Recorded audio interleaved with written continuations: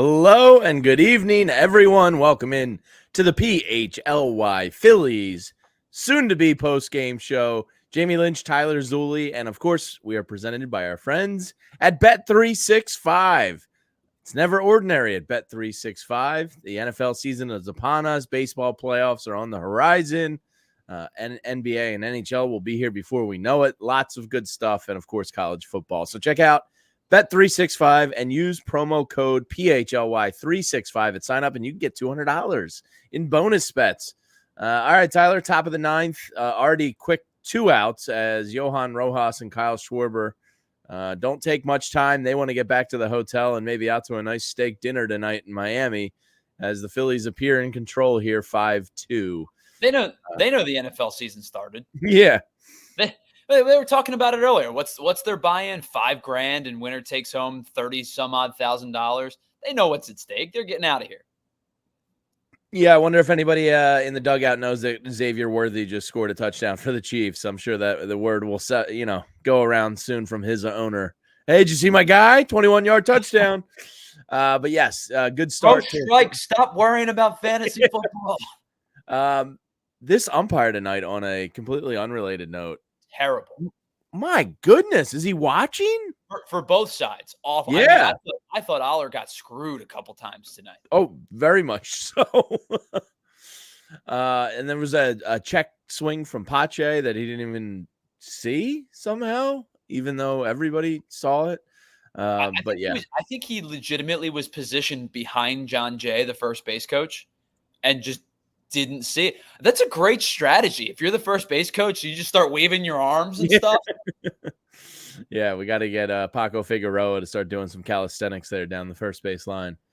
And it looks like Trey Turner just popped out. So the Phillies are going to head into the bottom of the ninth here with a save opportunity at hand. I wonder who gets the ball tonight because it's a low leverage save opportunity. Estevez just went last night. I didn't hear T-Mac as we were setting up the show here talk about who's warming up.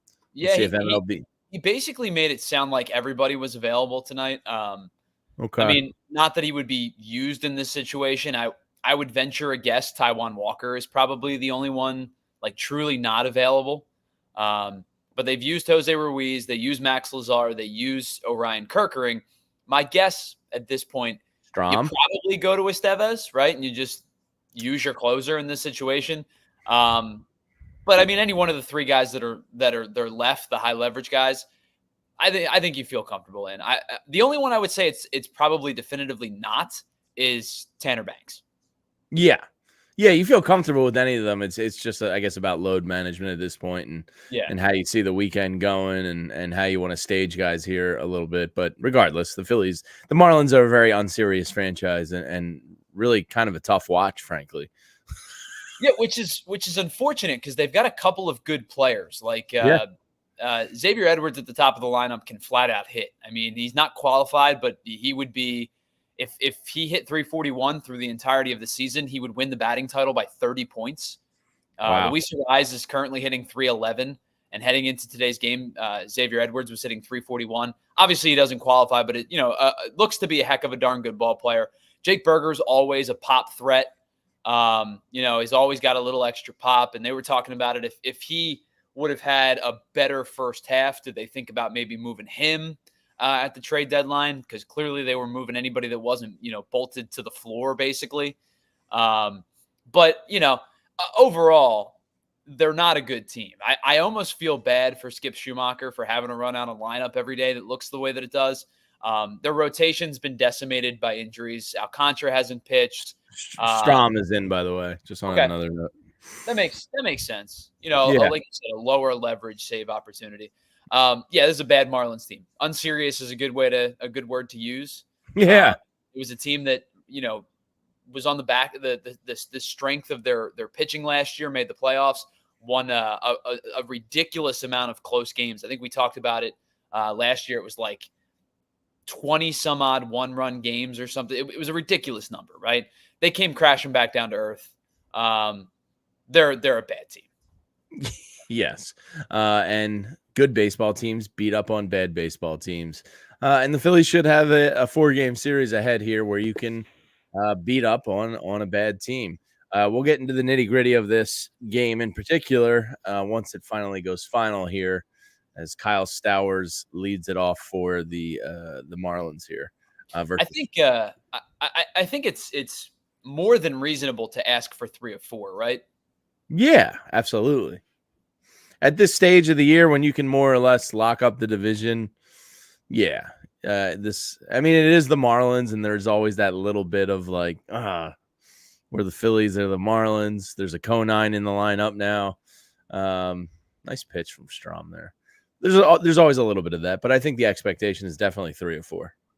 I think it has to be, right? Sweeps are hard. We always talk about that. They get increasingly harder as the series length increases. Four-game sweep is hard to do against any baseball team. I know the Marlins are not good, but I think 3 of 4 is very fair to ask. You win 3 of 4, you set yourself up for an 86 and 57 record. You push the division at minimum, the magic number down to 14 games. And that's if the Braves win, each and every time they take the field, in that 4-game stretch. You push it at minimum down to 14 games. Now, I know last I checked, the Rockies were beating the Braves. It was 2-1. It's now 3-1 in the top of the 8th. So we're big Jake Cave, the fighting Jake Cave fans. All right, Jake Cave, let's go. But yeah, I mean, you're just lopping off portions of that magic number now, and that's why winning 3 of 4 against Atlanta was so paramount to the success of the remainder of the season. Yeah, it's quietly been a real tear the team's on. I think they're 8-2 in their last 10 here, and about to be the second out, 1 out away from getting the closeout here. Yeah, they've been on a tear. They're back, and this is all still kind of without Bryce Harper being Bryce Harper yet. And Alec Boehm's been hurt for over a week now. now. Yeah, and hopefully, I wonder when they retroactivate him to the IL, especially if you got potential, bullpen games and Seth Johnson starts, and like kind of every roster spot is needed a little bit right now. So I wonder when we see him.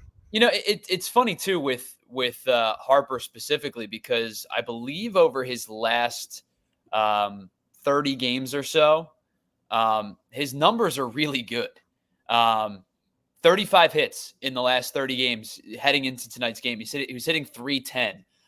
He has struck out 25 times in 30 games, but his numbers have been quite good. 17 of those 35 hits have come in the last 15 games. He's 17 for his last 54, 8 for his last 23 over the last 7. The slugging is a little low in the low to mid 4s, but even hurt, he's hit the ball really well over the last month or so. Yeah.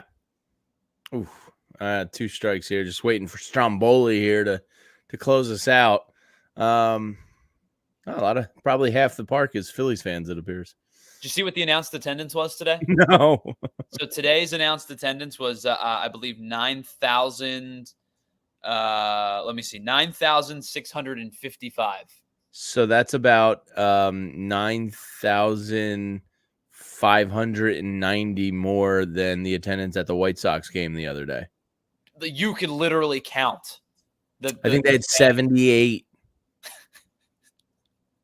They had a doubleheader, and they had like 140 people through the park all day. That's so bad. And it's funny with the Marlins yesterday. So yesterday was Marlins Nats. Bang. The Marlins were home.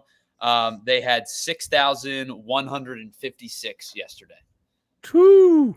All right, there it is. It's final. Matt Stromboli gets the save there.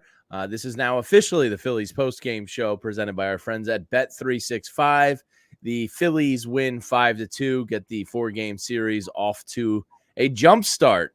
And anybody that was watching the game and watching us, you can now, pay attention to the football game if you'd like. But hopefully you stay right here as the Phillies get a good one, as expected. You have the pitching matchup in every series or every game of this series, Tyler. There's really no excuse, as we just talked about, to not get 3 or 4. I think the next 2 are maybe not Seth Johnson advantage, but for the most part, the next 2 you definitively have the pitching matchup. Seth Johnson, it could be a crapshoot, right? Excited. I'm very excited to see what he's got. He was a highly touted prospect, a little bit of an older prospect, 25. He was a shortstop or a second baseman, was it, before he got converted to pitcher Yeah, like he 4 was a years middle ago? infielder. I forget exactly what he was, but it's funny. You're seeing a I think it lot of was these guys. shortstop. You're seeing a lot of these guys lately that are guys that are, college shortstops, college middle infielders, convert to become pitchers. You don't have to look any further. The Phillies have faced Spencer Schwellenbach multiple times this year. He was a shortstop at Arkansas. These guys are really good athletes, cannons for arms more times than not, and they find a way to pick up breaking balls and learn how to pitch. I'm excited for the Seth Johnson start because, quite frankly, at minimum, it's something fresh, right? Tyler Phillips has kind of run his course. Colby Allard's not available to return to the 10th. Taijuan Walker is a bullpen pitcher now. Seth Johnson is such a weird new. sentence. Yeah, right. Seth Taijuan Johnson's Walker. new. He's exciting. Again, a little bit of an older, bit of a prospect, but the haul that the Phillies have gotten in the short term from Gregory Soto is super promising. Yeah. Yes. And a couple other guys we'll get into from tonight's game are extremely promising as well. One of those is Jose Ruiz, Tyler. We're going to have to talk about him. But I guess the story of the night was more or less, was this possibly the Bryson Stott game? He's been doing pretty well. He really, in the great words of Chris Wheeler, he really buggy whipped that one. That was middle in buggy whips to right field. That thing got out in a hurry. That was the best looking swing I've seen from Stott in a long time. Yeah, and the home run was great to kind of open the floodgates up a little bit. But even the first at bat was he gets down in the count. He's got 2 strikes. And that's something that you saw Bryson Stott do a ton last year, was be successful with 2 strikes. When he was at his best last season, he was a guy that was able to, cover a majority of the plate. Breaking balls down in a way didn't bother him. He was, and the reason because of that was, we talked about it earlier this year, which he wasn't doing for a bulk of this year, was he was jumping on fastballs that he didn't do his rookie year, and he hasn't done a lot this year, which forced pitchers to not feel as comfortable burying breaking balls, and then they start to elevate them. And it all works in tandem to, like, your at bats become better and the pitches you're going to see are better, because you're not going to give away pitches if you got a guy who is we know Bryson Stott is strong at the plate in terms of plate discipline, his eye. Sure. What the first at bat, he gets down 0-2, doesn't get buried, fouls a fastball off, the fastball up in the zone, he fouled straight back, and then he tries to go with the breaking ball and he flips it into left field. It wasn't anything, it wasn't hit hard, it wasn't a line drive, but that's the kind of pitch that he strikes out, he swings over top of, earlier in the season. It was a really strong day for Bryson Stott. Yeah, really good stuff to see from him, because he hasn't had the year a lot of them hoped we had, and if he can get hot and turn it right in September, I will forget about the struggles of the first 3 or 4 months of the season, because we all know this team is built for the playoffs, and if guys want to hold out and the team can survive their regression a little bit, and then they just snap 2 in the playoffs, no skin off my back. Sounds good, Bryson. See you in Red October. Yeah, I think a lot of us will forgive what was a down year for Bryson Stott if he is rolling heading into the playoffs, because then you have a guy who he changes everything. Yeah, oh certainly, because he's kind of a turn in the lineup a little bit, where if he resets it almost. Right, if you have another after your top 4 with Bohm healthy, right? You're going to go Schwarber, Turner, Harper, Bohm. That's your top 4. That's a lock. If you then have a lefty in Stott who can hit 5, it allows you to push, or you could decide to go Casty 5 and Stott 6. But you're splitting the righties at some point. It gives you a lefty who makes matchups more difficult down in the lineup. So whether you're going to go Castellanos 5, Stott 6, JT 7, whatever the mixture of combinations that you could put together would be, a Bryson Stott who is putting together competitive at bats makes this offense much more matchup proof, especially Yeah. with hard throwing righties, in the back end of bullpens. Absolutely. He does change a lot for this team. I mean, we've always said kind of Ranger is the X factor on this team, just because of the problems he can present to a team in a playoff series. Bryson Stott, I mean, aside from Bryce Harper returning, if I was to want one thing out of this lineup, it's probably Bryson Stott to return to form.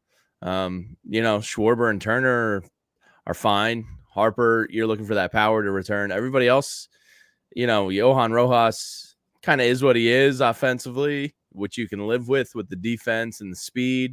And Brandon Marsh looks like, he's having a really nice 2 or 3 weeks. So this funk they were all in, they're all seemingly coming out of it. Bryce Harper, I think, is just physically probably not able to. Yeah, with Brandon Marsh too, he's letting pitches get deep that he wasn't earlier in the season, and I don't know how long this change of pace lasts, if it is truly a turning the corner or if it's just a really nice week for him or a couple weeks for him. But he's letting pitches get deeper, which is allowing him to hit to all fields, and maybe not all fields, because he likes to pull the ball. There's no doubt about it. But what it's allowing him to do is hit line drives back up the middle. Let's say that instead. He's seeing pitches, I think, especially out of righties' hands much better. And I know we'll talk about the pitching matchup today. Oler was a little bit of a difficult matchup for the Phillies righties today. So to see the lefties come through, especially guys towards the bottom of the order, specifically Brandon Marsh and Bryson Stott, that's really important, because there's one thing that Oler does really, really well that helps him against righties. And I don't know if that's a segue or not, but I noticed it from the jump. To have the young lefties step up the way they did today was big. Yeah, and Brandon Marsh, just looking at him, absolutely on a heater over the last 7 days. Yep. He's batting .467 over the last week, with a 600 on base and an 800 slugging, with a 1400 OPS. Over the last 15 days, he's hitting .350 with a 449 on base, 600 OPS. Over the last 30 days, even, he's up to 264, 365, 444. So Brandon Marsh quietly has come out of it in a pretty big way here. And that's kind of like the point, is like almost everybody's back. Bryce Harper's just physically limited. But if Bryson Stott does return to what we felt last year in the playoffs, then it's almost like the final stone in Thanos's. Go ahead. What do you even call that thing? Go ahead. What? I see. I'm not a Marvel nerd. I was so just I don't seeing know all if this you would stuff. be able to pull this one out. I know where you were going Infinity with it, but Stone into the Infinity Gauntlet. The Gauntlet. All right. See. I don't go that deep. I'm surface level nerd stuff. Yeah. Well, I'll give you half credit. You did okay. well. You knew where I was going. There's not a lot of baseball left to be played in the regular season, and that means the playoffs are right around the corner. And if you're not able to get your playoff tickets, if you're not a season ticket holder, the next best opportunity, or maybe the best opportunity, is with our friends over at the Game Time app, because Game Time has everything that you need for live events, including sporting events, concerts, comedy, and so much more. You can get musical theater tickets. We've all used the Game Time app in the past. Myself, for concerts, for games. I used it when I went to Baltimore with my dad. Jamie, I know you used the Game Time app a ton to get concert tickets, to get game tickets. It doesn't really matter. The Game Time app is a brilliant app for you to get the best seats available right up to the minute of the game, the show, the concert, the theater, the comedy, whatever it is. And Game Time now has a new feature called the Game Time Picks, which help make getting tickets for your favorite live event even easier. What Game Time Picks is it filters out all of the fluff to show you only the best deals on the great seats, so you don't have to waste your time going through thousands of different tickets. They're going to tell you exactly what the best ticket is at the best price for your viewpoint, for where your seat is. You can even use it to figure out exactly what your view is going to be of the concert hall, of the venue, of the theater, of the ballpark, the arena. It doesn't matter. Game Time has that seat view, which makes things so much easier for you to decide exactly where you want to sit and where you're going to sit and how much you're going to pay for those tickets. So you can pick up an upcoming live event on the app, go through the Game Time app and use Game Time picks, and you'll be able to get the best seats available for you up until the very last minute. So here's what you're going to do. Take the guesswork out of buying tickets with Game Time. Download the Game Time app and create an account. Use the code PHLY and you will get $20 off of your first purchase. Terms do apply. Once again, create your account, redeem the code PHLY at checkout for $20 off. Download Game Time today. What time is it? Of course, it's Game Time. And Jamie, I don't know about you, but when I hear what time is it, all I can think of is the what time is it? Game Time and the dog's in the house. You know what I'm talking about? Was that the Under Armour commercial? Yeah. Yeah. Yeah, that does remind me of that. Let me tell you about our friends over at Bet365, because I just flipped over to the Ravens Chiefs game, and it's that wonderful time of the year where football is back, baseball's in the final pressing weeks.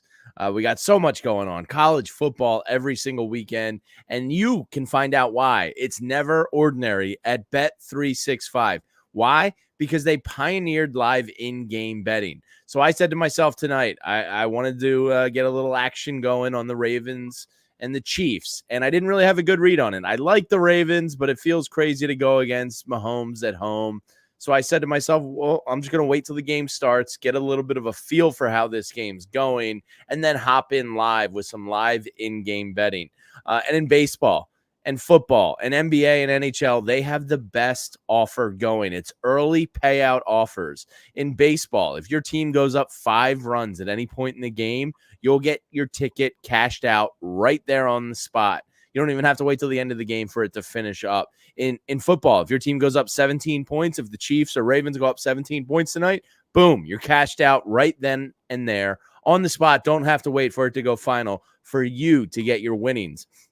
And then if you want to, flip those winnings on a little something live, you can do that. They have Saturday sluggers. They have Big League Tuesdays where you can get qualifying parlay bets totaling $20 or more on Tuesday MLB games and get up to $25 back in bonus bets. Download the app and use code PHLY365 when you sign up. And whenever the moment, it's never ordinary at Bet365. So use that code PHLY365 when you sign up to get $200 in bonus bets. When you bet just $5, it's never ordinary. Must be 21 and physically located in Pennsylvania. If you or someone you know has a gambling problem and wants help, call or text 1-800-GAMBLER. All right, Tyler, 5 in a row for the Phillies. Feels really good to say that. We'll check out the full standings and give you some updates before we get out of here. But the Phillies are absolutely rolling right now, 8-3 in their last 11. The conversation, are they back? Yeah, they're back. They certainly left for a little bit, though. Some of the conversation was like, well, I've never lost faith. And it's like, okay, yeah, we might not have lost faith either, but that was really bad baseball for a while. And it's really fun to watch a baseball team that's shown some resiliency, has shown some great pitching, has shown the high-powered offense. They've given you fun baseball again, and it's much better to watch these days. Yeah, I think multiple things can be true at once. Like, you can say that we talked about it plenty, that it's still a good baseball team. When they were struggling, they were not playing good baseball. And any further, I think you push it any further along, you might be getting to a point where you would be able to flip the script and say, maybe they're not a good baseball team right now, because you are what your record tells you are over an X amount of time. And they were the second worst team in baseball, right, over that 6 stretch, weeks. They were a bad baseball team. And they've come out of this in a monster way. And they kind of had a mini gauntlet of a schedule where you had a 13-game stretch where you had 7 games against the Braves, 3 against the Houston Astros, 3 against the Kansas City Royals, all of which are either winning their division in the Astros case or in playoff contention in the Braves and the Royals case. And you took care of business. You won 2 or 3 against the Astros, 2 or 3 against the Royals and 3 of 4 against the Braves in the second series. To then go and you win the way that you did on Tuesday night against the Toronto Blue Jays, that come from behind fashion, that which you did. You go out yesterday and you sweep that series. You win again today. You've now won 5 in a row. You have positioned yourself to be once again a formidable, good baseball team. Yeah, and one of those X factors that makes them possibly good to great is Ranger Suarez. We'll get into what you saw tonight, but he ended up throwing 82 pitches. So it looks like for the most part, they're still kind of stretching him out a little bit. Would have liked him to see, maybe go a little bit longer, but I'll trust the sports science people there. I would imagine he'd probably gets to 90 next outing. Threw 22 sinkers, 20 curveballs, 17 four-seamers, 14 changeups, 9 cutters. The observation that jumps out to me reading the Nerd MLB Savant page, his velo was down tonight on his sinker, for example. He, kind of averaged around 88.9. His yearly average is 90.9. So just about 2 miles an hour off there. Curveball, he was about 2 miles an hour off his yearly average as well. His four-seamer was down 2.1 miles an hour on his yearly average. Changeup almost down 2.5, and the cutter was about a mile an hour off his normal, yearly average on his velo there. So most of the pitches about 2 miles off. I think to be expected. I thought his command was pretty excellent tonight. He still knows how to pitch, so he can get through games without his velo there. He's never really relied on it, but obviously you want to be in that 91, 92 range and not the 89, 90 range. Yeah, I think, you brought up the 90 pitches. When do they stretch him out to 90 pitches? And I think it's probably concurrent with when his fastball velocity averages back to about 90 miles an hour. And it was weird because it was right from the jump, right? He takes the mound in the bottom of the first, and he throws a sinker kind of on the fists a little bit of Xavier Edwards. And as soon as he let it go, I went, whoa, what was that? What just happened? And then Tom McCarthy and Ruben Amaro, basically remarked at it right away as well. The velo was down today. There's no hiding it. There's no denying it. It was definitely down across the board. You brought up all those numbers, 1 to 2 miles an hour difference in pretty much every pitch he threw. Yeah. Your velocity is down. You have to rely upon pitching backwards, changing speeds, throwing strikes, and hitting your marks. And he did all of those things tonight. And you're able to do those things, I think, pretty successfully when you face young, inexperienced hitters the way that he did today. The one pitch that stood out to me, now granted, the hitter that was at the plate is not a good hitter at all. Probably not very much longer for being a major league player, if we're being honest, was Christian Pache.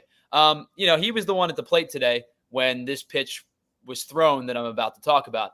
JT spotted up with two strikes, spotted up inside and up. The glove was up here. Well, I guess it was up here when you're watching it backwards, but it was up and in on Christian Pache. And I don't think JT moved his glove from where he spotted to where Ranger ended up with his location ended up being. So when you're struggling with velocity the way that he did, you have one of two options. You fight through it and it doesn't go well, or you embrace it and you change your method a little bit, right? We talked about like pitching backwards, changing speeds, throwing strikes, getting hitters out on their front foot. I thought the curveball was really sharp today. He didn't throw it a ton, but I thought it was really sharp. And his location was good. So if you're only going to throw 88, 89, 90, as opposed to your, 90, 91, 92, you have to be sharp with your location. You have to be pinpoint with your decision-making. I thought JT called a pretty good game today. I've given him a lot of crap in the past for his pitch sequencing. I thought he called a pretty good game today, and Ranger hit his spots. Yeah. Really, really nice performance. Ranger has a little bit, and I know people like to, he's got a little bit of that Greg Maddux in him where the guy just knows how to pitch. And I don't mean he's Greg Maddux, but you know what I mean. Greg Maddux was a guy that didn't. You're walking on thin ice comparing anybody to Greg Maddux. He didn't have to throw 94 to 96 to be successful. Just a cerebral type of pitcher. Like we watched that video, a while ago about the chess match of Maddox and Bonds and knowing exactly what was coming and where it was going and being a step ahead of the pitcher. Rangers got that cerebralness to his pitching game. So he can certainly get by for the time being, but you need to see some velo come back before the playoffs.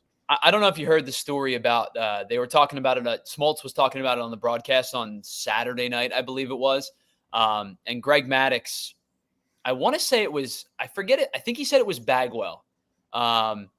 Yes. He said, I'm going to throw this pitch to Bagwell. I watched this. It was awesome. And he's going to crush it foul. And he jumped on it and crushed it foul.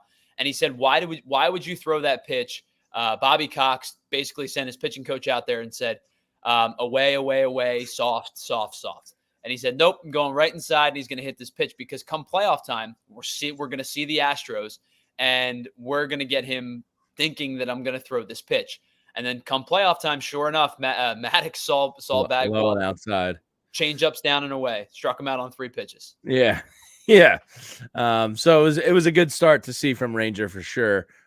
He's not fully healthy, but hopefully he can get there before the end of the season. Staying on the pitching staff before we get into Kody Clemens, and one thing that did annoy me tonight, Jose Ruiz. My goodness, man. For about a month now, Jose Ruiz, I didn't see this coming. He has stuff, but he never really put it together like this. Tyler, over the last 30 days, Jose Ruiz has pitched 8 2/3 innings and is holding opponents to a 138 batting average with 11 Ks and a 2.08 ERA. Jose Ruiz has been dealing for this team.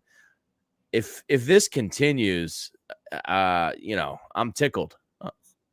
I texted a buddy the other day, and I think it was his last appearance that I texted him, and I said, are we as a fan base ready to admit that Jose Ruiz was one of the sneaky best moves the Phillies made this year?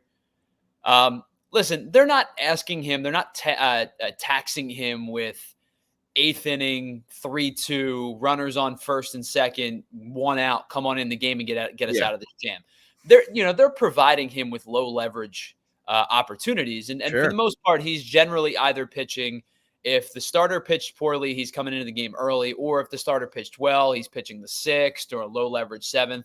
But to have a guy who has been as good as he has been for basically since the All-Star break, right? We talked about it at a point. He hadn't given up a run since the All-Star break. Then he had 2 kind of weird appearances in a row where he gave up some runs. But he's been back to pitching really, really well. He's pitching with conviction. We know that he throws hard. Sorry, there is a fly flying around me right now. Dude, it happened to me last week. The damn girls leave the back door open all the time, and I got ambushed by flies one day, and we're doing the show. Remember I hit my hand because I tried to smack it? So I feel you on that. Yeah, so he's pitching with conviction. His fastball is up in the high 90s. He's throwing 97, 98 a lot. He trusts this stuff. And, listen, I'm not expecting Jose Ruiz to be a paramount. He doesn't need to be. That's the beautiful thing. Right. But I will say this. I think at this point, Jose Ruiz has earned a playoff roster spot.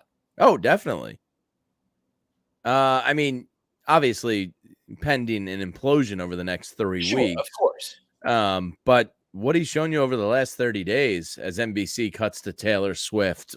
But yeah, he's definitely earned, if he's pitching like this, he's somebody you can count on. And maybe if Ranger only goes 3 innings or Nola gets shelled and only goes 3 innings, maybe you throw Jose, 2 innings in that middle a little bit. He's earned that kind of, I think, respect recently. He was dominant tonight, a 1-2-3 inning. Yeah, it was filthy today. I didn't look it up, but what was it? 8 pitches? It wasn't many. I know that. I don't even know exactly what it was. But so just here's a couple of things that stand out to me with him.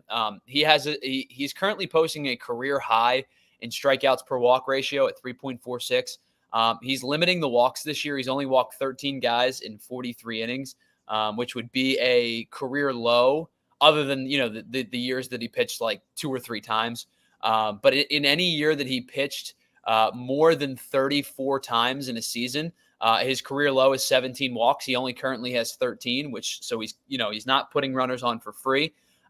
He also is he's holding opponents to a 250 average, 304 OBP, which would be a career low for the innings pitch number. And then the number that jumps out to me actually is his BABIP, which is 296. And league average for BABIP most years is just about 300. Anything lower tells you that maybe he's getting a little bit lucky. Anything higher tells you that he's getting a little bit unlucky. He's basically right at league average. So the numbers that you're seeing from Jose Ruiz are basically reflective of predictive numbers, like what his predictive numbers would be. This has become a really good year for Jose Ruiz. Yeah, he's probably making himself some money. I'm shocked, and I think the Phillies player development system over the last, probably since Dombrowski got here, and Sam Fold and Preston Mattingly and Brian Barber and everybody they've put in place throughout, even our man Travis Hergert, down in Clearwater, who we talked to, they're having really good success with developing guys, taking a shot, having a type, kind of pouncing on them for cheap or relatively. It was a minor league deal game there. Yeah. I mean, Jose Alvarado was nothing. Michael Mercado was nothing.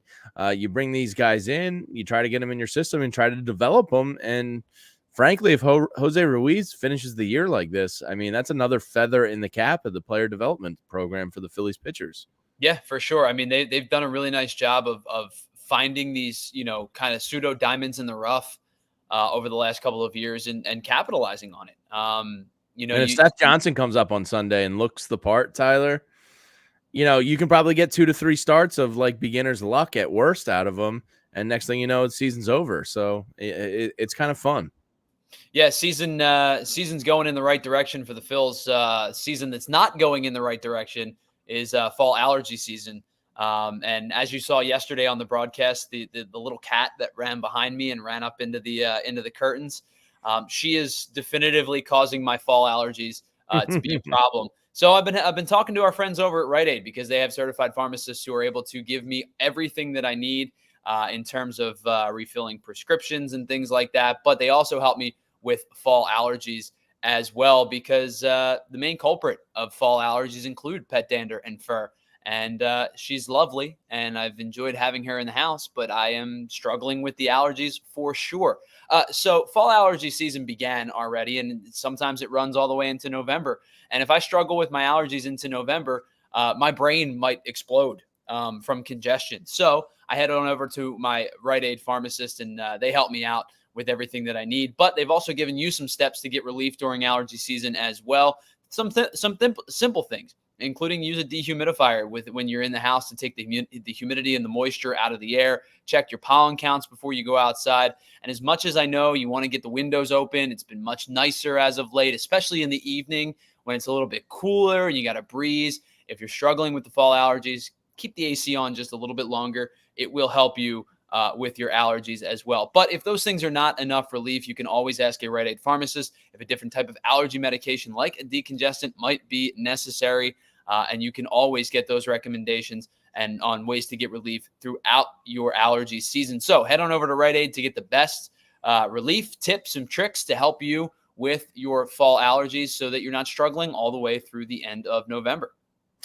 And I got to tell you about something, Tyler, that I've used firsthand. I used it last weekend. The wonderful people at ZBiotics pre-alcohol probiotic drink sent us some samples at the PHLY studios. And me and my wife got away last weekend for a concert. And let's face it, I don't quite bounce back like I used to. So anything I can get on my side to help combat a big night out with friends or family, and whether, it's a day on the golf course or you're going to a ball game with friends, you got a wedding coming up. I know Renee's got a birthday on Saturday. I would recommend Renee load up on the ZBiotics before going out and celebrating the birthday because it's a good idea. And what it is, it's a game-changing product before a night out with drinks. and it's called Z-Biotics pre-alcohol. We all don't bounce back like we used to.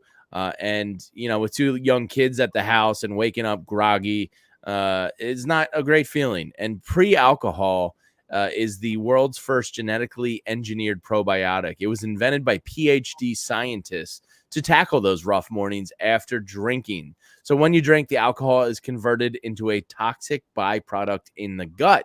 And it's that byproduct, not dehydration, that's to blame for the rough next day. Pre-alcohol produces an enzyme to break down and breaks this byproduct down. So just remember to take your Z-Biotics, your first drink of the night. Drink responsibly, of course, and you're gonna feel your best tomorrow. These are PhD doctors, people, not me. All right. So listen to them. They're here to help you. And pre-alcohol breaks down the chemical that causes hangover. So why not get ahead of it and get ahead of it with Z-Biotics? Tyler, I used it on Sunday. I woke up Monday morning, fresh as a daisy, and was ready to go. So big, strong endorsement here in the Lynch house for Z-Biotics.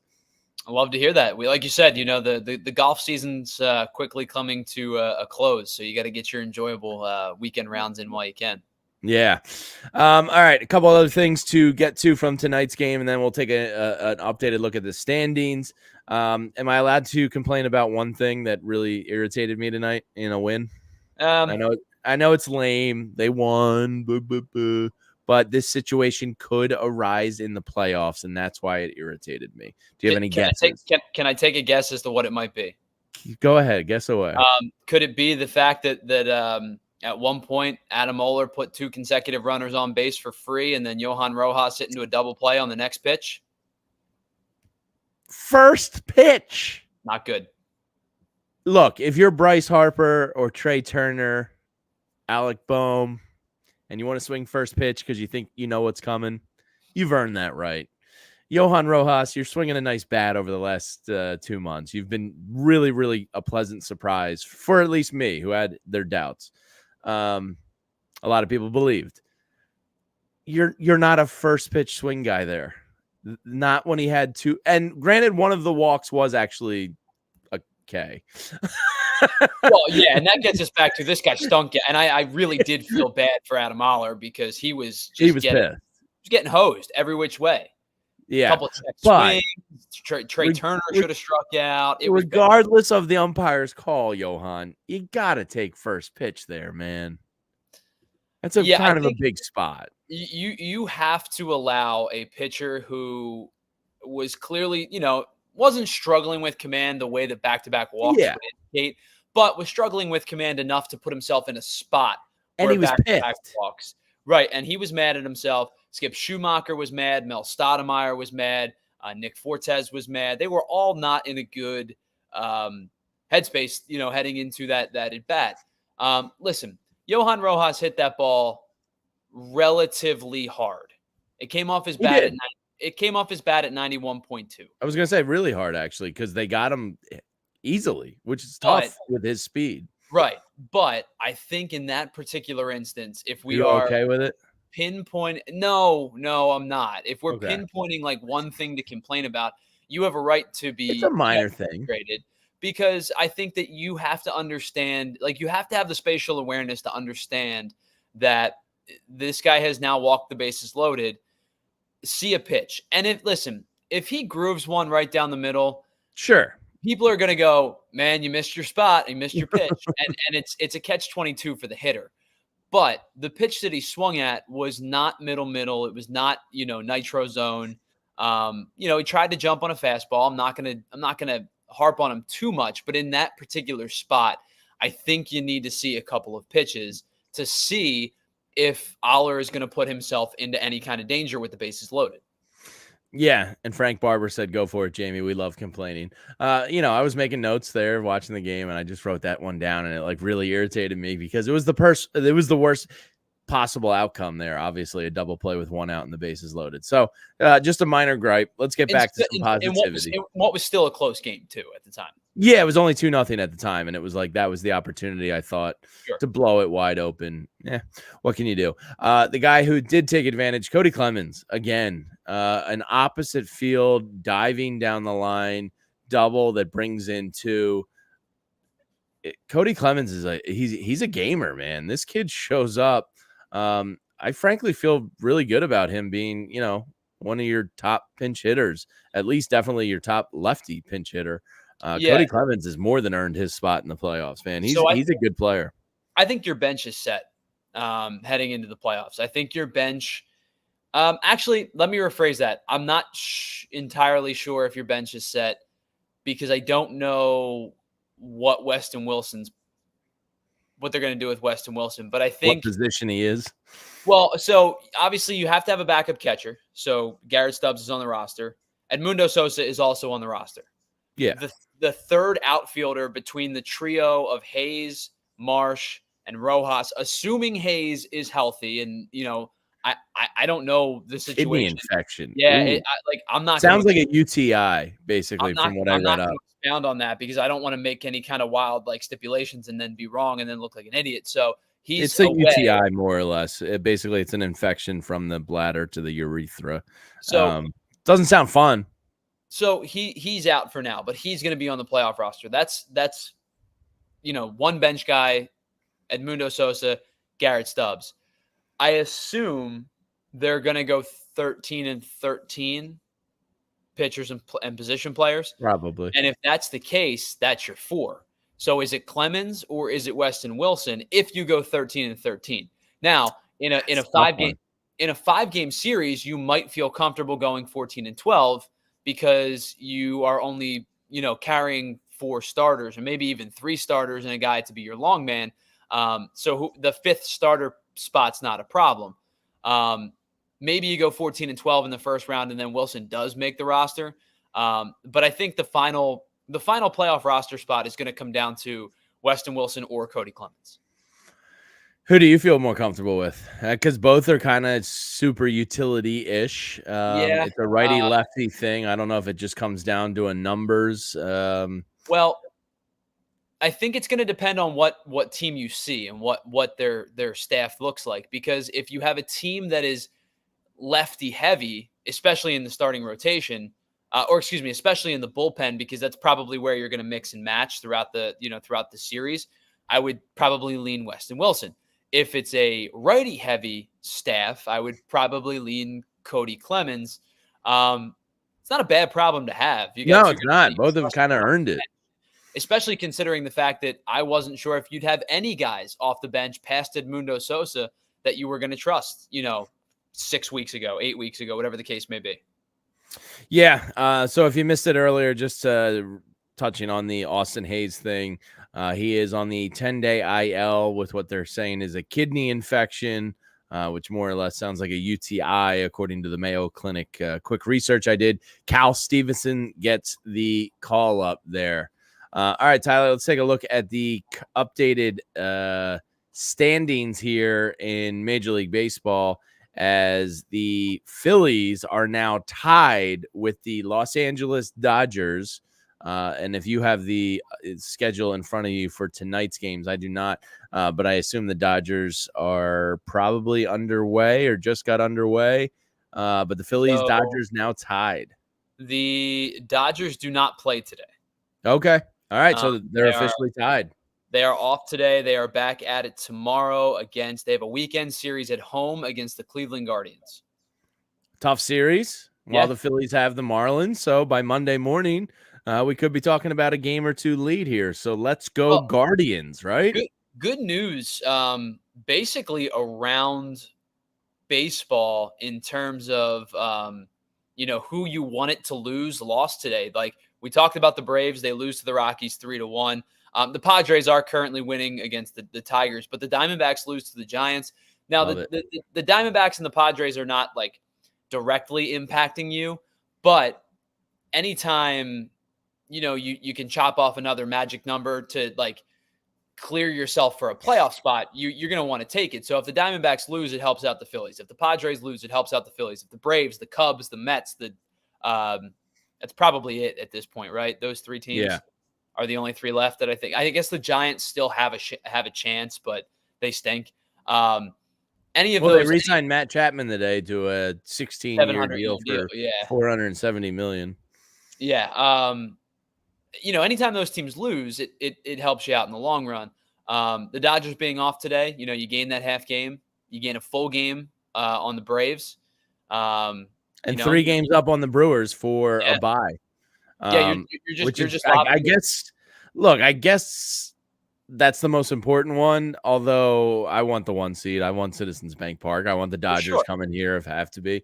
But I guess the bye is probably in the clubhouse the minimal acceptable goal here. Yeah, correct. And now the Brewers do have the Rockies this weekend, so you are going to need to take care of business against the Marlins because they're playing an equally bad team, probably actually maybe a worse team than you're currently playing. So expect them to win the series at home. So if you win 3 out of 4 or 2 out of 3 the rest of the way, you hold serve and you continue to hold a 3-game lead over the Brewers. Again, you're just chopping games off at this point. You're looking to first win the division. Well, first make the playoffs, which seems to be a foregone conclusion at this point for the most part. You're looking to then win the division, which is getting closer and closer to reality. Then you're looking to, get a bye. And I think you're right. I think a 2 seed is the minimum. Yeah. And what's really going to be fun to watch is Mets Braves down the stretch as they are tied up for the last wild card spot. And if they were to tie, obviously that would go to head-to-head there between the 2 teams. So that would be really fun to see 2 division rivals in a division race here or a wild card race in the final 3 weeks of the year. So I don't know. As we talked about yesterday, the Braves ruined my childhood, so I hate them more. The Mets, I know you grew up with like the David Wright teams and really hated them. I did go to college with a lot of New Yorkers who can be quite obnoxious about their sports. So I get it, but I think I would prefer the Mets get in. I go back and forth on it. Like the other day we talked about like, would it be crazy to want to see the Braves over some of the other teams in the playoffs? But the Mets have played some really good baseball lately. Francisco Lindor could be your MVP if it wasn't for baseball Jesus. How confident are you in and they've pitched well, don't get me wrong, but how confident are you in a rotation in the playoffs that would be probably Sean Manaea game 1? I guess you would either go like Quintana or Severino game 2. In terms of like Manaea has been great this year and really good in the second half. But in terms of staffs that you're going to see, which I still don't trust, it's not one of the better ones. No. Yeah, that's just gross to have to root for either of those. But maybe they can both implode and somebody can catch them. All right, the rest of the weekend, you and Renee are back tomorrow morning at 11 a.m. Looking forward to that. I'll be watching. I'll be walking right off the golf course, so I'll throw it on. But Zach Wheeler again. Good for you. Well, I got Bird Show at 2 with Bo, That's right. then I have a really exciting event. And if you missed it earlier, Tyler, Vinny Curry was in the office for like an hour and a half, just hanging out, chilling with us. So Vinny Curry is now officially on the Eagles game day squad. He was the man, had a blast hanging out with him. Is he on the Papa Shot scoreboard in the office yet? He did not get in there, but El Caracol, the Mexican place that I love on the corner, got 2 big thumbs up from Vinny Curry. Nice. So very excited for him to join me, Bo, Fran, and Zach on the post-game show and pre-game shows. I'll be at the Tradesman tomorrow night in Center City. Sold a bunch of tickets to a bunch of you sickos out there. Going to meet some diehards and have a blast with our friends over at Miller Lite at the Tradesman. It's Birds game day. I won't see you in an official working capacity before then. So how you feeling tomorrow night about Birds down in Brazil? You think this is down to the wire? I think it's going to be a great game. It should be good. 2 really good teams, 2 teams with a lot of playoff aspirations. Jordan Love got a big deal in the offseason. I am not the biggest Josh Jacobs fan in the world. I think their run game got worse this year, but they're also a team with 4 good, I don't know if any of them are great, but 4 good wide receivers. Yeah. And two potential matchup problems at tight end. Like both both Musgraves and Tucker Kraft could be a problem for the Eagles linebacking core, who is now already without Devin White, and now no Isaiah Rodgers on the inside. So it'll be interesting. I think this is going to be a really good game. My heart wants to tell me to pick the Eagles. My head is telling me to take the Packers. So I will take the Eagles, but I think it's going to be a one-score game either way. Yeah, it should be a great game. I'm really excited for it. And by the way, you don't have to worry, Tyler. Fangraph's MLB prediction, I know you said Phillies is more or less 99.9% with a 13.2% chance at the World Series. So there you go. All right. Basically a lock. As close to it as you can get. And they've been at that 99 percentile now for 3 months. A while. But they're not. The Brewers are only 99.8% chance. So they're better than the Brewers. All right, that's going to do it for us here tonight. Make sure you check out Tyler and Renee tomorrow at 11. Everybody enjoy NFL opening kickoff. Thank you to everybody in the chat that hung out with us. Frank and Linda and BC and Philly 007 and Dave and Brian C. Mighty Mouse fan, K-Red, all you sickos out there. BC, we get it. Otani's the best player in the world. He's pretty damn good, okay? I'm not going to say anything bad about him, except that I hope he loses to the Phillies. Yeah, that's going to do it for us here. Tyler and Renee got you at 11 tomorrow. Then the Eagles at 2. We got halftime, and post-game shows happening. We got a good new cheap seats. We got a great new Penn State show with Tyler, and that's every Tuesday, Tyler, 4 o'clock. Tuesday at 4 o'clock. Love it. And we got a lot of great things happening at PHLY, and it's all because of you guys for supporting us. So thank you to everybody hanging out with us tonight. Go Phils, 5 in a row. Take down the Marlins 5-2. Hopefully they take 3 or 4 this weekend. They will see you on Friday morning. I will see you again on Monday. Go Birds, and have a great weekend, all you Philly sickos. See you soon. We all silly like the mayor.